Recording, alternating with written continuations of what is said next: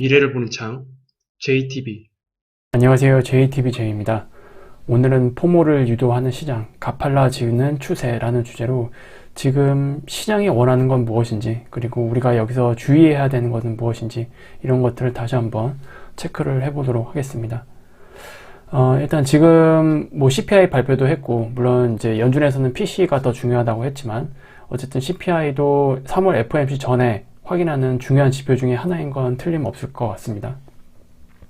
그리고 제가 저번에도 말씀을 드렸지만, 이제 정부의 채권 발행이 이제 2분기 중에는 조금 주춤할 수 있거든요. 그래서 정부가 제공하는 유동성은 줄어들게 될 텐데, 과연 이거를 페드에서 어떻게 이거를 커버해 줄지, 이런 것들도 지금 시장에서는 꽤나 큰 관심사라고 보시면 될 것 같습니다. 그래서 우리가 지금 어쨌든 3월 FOMC가 이번 달에 가장 중요한 이벤트가 될 거기 때문에 이런 부분들을 우리가 좀 메인으로 놓고 매크로를 바라봐야 되는 게 맞다라고 저는 생각을 합니다. 그리고 어제 물가 지표가 예상치 상회하도록 나오긴 했는데, 전반적으로 보면은 이제 물가가 둔화되는 속도는 더딜 뿐 일단 갈 길은 가고 있다라고 보시는 게 일단 맞을 것 같아요. 일단 코어 CPI도 어쨌든 저번보다는 떨어졌어요. 근데 속도가 굉장히 느리죠. 지금 예상치는 3.7이었는데 3.8로 나왔으니까. 그리고 헤드라인 같은 경우에는 전월 대비로는 이제 비슷하게 나왔거든요. 그런데 이제 YOY 기준으로는 소폭도 상회하는 모습, 이런 것들이 나오면서 시장 이러면 조금 쉬어야 되지 않을까 라는 생각을 할 수 있긴 하겠는데, 그냥 올라가 버렸어요. 전반적인 이 물가 둔화에 대한 추세에는 아직 영향이 없다라고 시장은 판단을 했고요. 그리고 이번에 물가 지표를 보면은 이제 이 에너지 쪽에서 조금 상승이 좀 많이 나왔고요. 그 다음에 이제 유틸리티 쪽, 이쪽이 계속 올라가고 있죠 지금. 그래서 요거 두 개를 빼면은 막 크게 올라간 거는 딱히 눈에 보이진 않아요. 나머지는 뭐 비슷하게 나온 것 같습니다. 오히려 이제 렌트 가격은 전월 대비 기준으로는 조금 더 둔화된 모습을 보여주고 있습니다. 어쩌면 이거에 좀 더 안심했을 수도 있죠. 그래서 실제로 슈퍼코어 CPI 같은 경우에는 뭐 저번보다 더 둔화된 그런 모습을 보여줬기 때문에 시장이 이거를 좀 좋게 반영하면서 어제 움직인 게 아닌가라는 이런 해석들도 지금 많이 나오고 있는 편입니다. 어쨌든 지금 물가를 보면은 헤드라인보다는 코어 쪽이 좀 중요하잖아요. 그래서 코어 CPI를 보면은 이 기울기를 보세요. 기울기가 이렇게 내려왔다가 지금 이렇게 둔화되는 속도가 훨씬 더 줄어들었습니다. 하지만 방향 자체는 바뀐 게 아니에요. 방향은 어쨌든 계속 둔화되고 있는 방향으로 가고 있기는 하다. 그래서 이 흐름으로만 이어진다면 여전히 6월 금리 인하, 이거는 크게 뭐 바뀔 것 같지 않다라고 지금 시장은 보고 있는 것 같습니다. 그리고 지금 시장의 현재 심리가 하락을 보고 싶어 하지 않는 느낌 굉장히 많이 받으실 거예요 지금.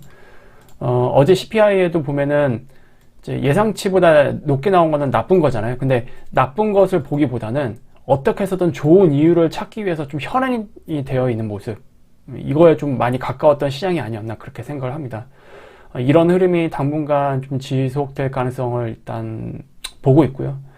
그리고 아까도 말씀드렸지만 슈퍼코어 CPI가 전월보다 더 둔화되었다는 거, 그러니까 좋은 이유를 찾은 거죠. 어떻게 해서든 시장은 위로 끌고 가기 위해서. 이게 보통 사람들이 무슨 이유 때문에 시장이 올랐다 이렇게 보시잖아요. 근데 시장에 오래 계셨던 분들은 아실 거예요. 이미 어느 정도의 방향은 정해져 있고 그냥 뉴스거리를 다 거기다 껴 맞추잖아요. 그래서 이렇게 접근을 해보면 어쨌든 지금 시장은 위로 가고 싶어 하는 게 틀림없습니다. 그리고 인플레이션 둔화 속도는 더디지만 어쨌든 원하는 방향으로 가고 있다라는 이 대전제에서도 아직 크게 바뀐 건 없고요. 그리고 2분기 정부 채권 발행 여력, 이게 좀 줄어들 거라고 제가 말씀을 드렸잖아요. 근데 여기서 부족한 유동성을 페드에서 해결해 줄 가능성이 좀 높아 보이거든요. 그래서 이런 점들 때문에도 시장이 지금 위를 보고 싶어 하지 않나 그렇게 생각을 합니다. 이제 3월 FOMC가 되면은 QT 축소에 대한 이야기가 좀 디테일하게 나올 것 같은데, 어떤 식으로 조정될지가 되게 중요할 거예요. 이제 파월이 얼마 전 연설에서 이제 단기채를 조금 많이 살려고 한다, 이런 이야기를 했거든요. 그러면 단기채가 금리가 내려갈 가능성이 높잖아요. 그리고 장기물은 오히려 조금 더디게 내려가는 그런 흐름. 그러면서 지금 장단기 스프레드가 역전이 된 게 다시 위로 올리는 그런 흐름을 만들 수 있습니다. 물론 이런 과정들이 경기 침체에서도 나타나지만 이제 페드의 어떤 정책에 의해서도 나타날 수 있거든요. 이제 장단기 금리 차가 플러스권으로 바뀌게 되면 은행권에서는 대출을 조금 더 해줄 수 있는 여력이 생기는 거니까 이제 이런 것들을 유도하려고 하지 않나 그렇게 생각을 합니다. 뭐 이게 어떻게 해서든 바이든 입장에서는 원하는 방향이겠죠. 지금 상황에서는 이제 돈을 풀고 싶어 하니까 이제 그런 것들도 어느 정도 영향을 받지 않았을까 그렇게 생각을 하고 있습니다. 그리고 AI에 대한 연이은 호재, 이것도 지금 멈추지 않고 계속 나오고 있거든요. 어제도 오라클 관련해서 호재가 나오면서 엔비디아랑 같이 올랐는데 어쨌든 엔비디아를 필두로 한 AI 관련 섹터를 지금 강하게 떠받들고 있기 때문에 이게 무너지지 않는 이상 시장은 무너지는 건 굉장히 힘들죠. 시총이 굉장히 크기 때문에. 그리고 이게 뭐 증시뿐만이 아니고요. 크립토 생태계에도 굉장히 많은 영향을 미치고 있습니다. 크립토 생태계에서도 지금 AI 관련 섹터들이 굉장히 강하거든요. 이쪽으로 이제 깊게 들어오지 않으신 분들은 뭐 비트코인이나 이더리움만 생각을 하실 텐데, 지금 뭐 월드코인이라든지 AGI, 그다음에 파일코인, 이쪽 AI 관련 섹터 쪽은 지금 엄청난 상승 퍼센트를 좀 기록하고 있습니다. 추세도 굉장히 강하고요. 그래서 지금 증시뿐만이 아니라 크립토도 지금 AI가 사실상 대장 섹터다 이렇게 보시면 될 것 같아요. 그리고 지금 시장은 이런 분위기 속에서는 하락을 보고 싶어 하지 않는다가 이제 최종 결론이라고 보시면 될 것 같습니다. 그리고 파월이 얼마 전에 연설을 했던 내용 중에서 이제 요거였죠. 제가 아까 말씀드렸던 게 QT 관련해서 장기채를 줄이고 단기채를 더 늘리는 방향으로 좀 조절할 수 있다. 그 자산 매입 계획 자체가. 그러면서 이념물 금리를 하락을 유도하는. 근데 결국 이념물 금리 하락을 유도하겠다는 얘기는 이제 금리 인하가 거의 다가온다라고 보시면 될 것 같거든요.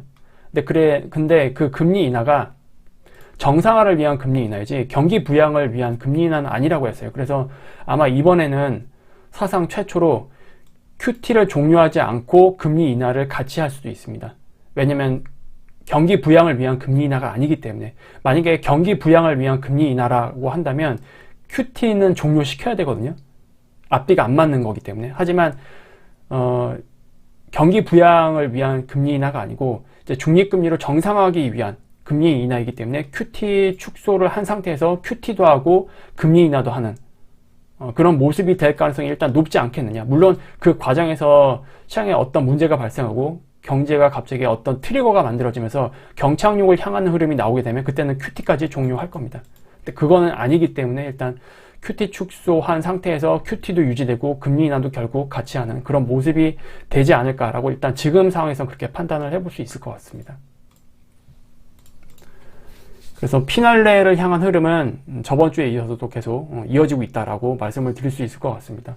피날레 끝에 지금 다다르면서 더욱더 가파르게 그리고 힘차게 오를 수 있거든요. 각도 자체가 피날레라는 게 이제 마무리라는 거잖아요. 그래서 하락도 피날레가 있듯이 상승도 피날레가 있거든요. 근데 보통 그 피날레 구간은 이렇게 가다가 이렇게 가버려요. 그리고 하락도 마찬가지로 이렇게 가다가 이렇게 꺾어버리고요. 근데 여기가 하락 같은 경우에는 하락 피날레에서 최대 공포 심리가 형성이 되고요. 그리고 상승 피날레에서는 엄청난 포모를 유도합니다. 그러면서 대량 거래를 동반을 하게 되는 흐름이 어디선가 나오죠. 근데 그 대량 거래를 동반을 할 때 갑자기 강한 반전 시그널이 나올 때는 정말 대응을 잘 해야 돼요. 코로나 이후에 아마 주식을 하신 분들은 2번 정도 겪었을 겁니다. 일단 2021년 초 이때 한번 겪으셨죠. 그리고 작년에 한번 겪으셨을 거예요. 2023년 여름쯤 그 2차 전지가 만들어낸 코스닥 피날레 시장, 이 두 가지가 대표적인 피날레라고 보시면 될 것 같은데 그 비슷한 게 나오게 되면은 굉장히 주의하셔야 됩니다. 오늘은 이거를 꼭 다시 한번 말씀을 드리고 싶었어요. 그리고 직장인이라 할지라도 이제 지금과 같은 이런 시장에서는 이제 언제 이런 강한 반전 시그널, 그러니까 피날레 각도에서 대량 거래를 동반하는 반전 시그널, 이게 언제 나올지 모르기 때문에 최소한 장이 끝나기 전에, 장 끝나고 나서는 소용이 없고요. 장 끝나기 전에라도 당일 시장 흐름이 어떠한지 체크를 하는 거, 이게 굉장히 중요하다라고 저는 생각을 합니다. 이거는 직장인도 어쩔 수 없어요. 지금은 이거를 그래도 체크를 해 가면서 투자를 하시는 게 저는 맞다라고 생각을 합니다. 언제 이런 반전 시그널이 나올지 모르기 때문에. 그래서 오늘은 이렇게 마무리 짓도록 하겠고요. 다음에 더 좋은 영상으로 찾아뵙도록 하겠습니다. 감사합니다.